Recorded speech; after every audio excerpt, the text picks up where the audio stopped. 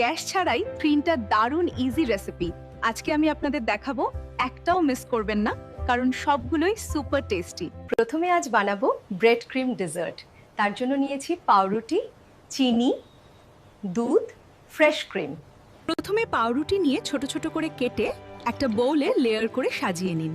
এরপর দুধ আর একটু চিনি মিশিয়ে এর ওপর ঢেলে দিন। শেষে চকলেট সিরাপ দিয়ে 10-15 মিনিট ফ্রিজে রাখলেই রেডি। দেখুন কত ক্রিমি আর টেস্টি লাগছে। এবার বানাবো ঠান্ডা কফি শেক। তার জন্য নিয়েছি ঠান্ডা দুধ, কফি, চিনি আর বরফ। আর সবকিছু ভালো করে ব্লেন্ড করে নিন।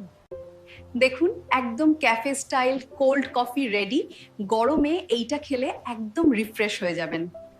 এরপর আমি দেখাবো একদম ইজি একটা চকলেট বিস্কিট কেক চুলার উপরেই।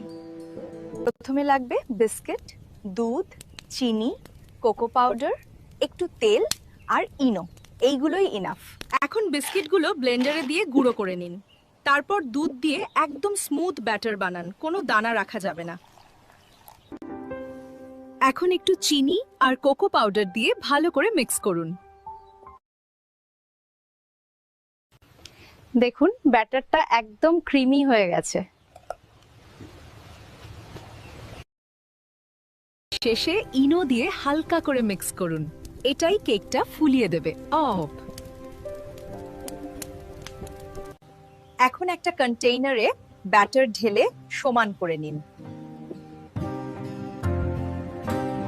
এবার আসল পার্ট।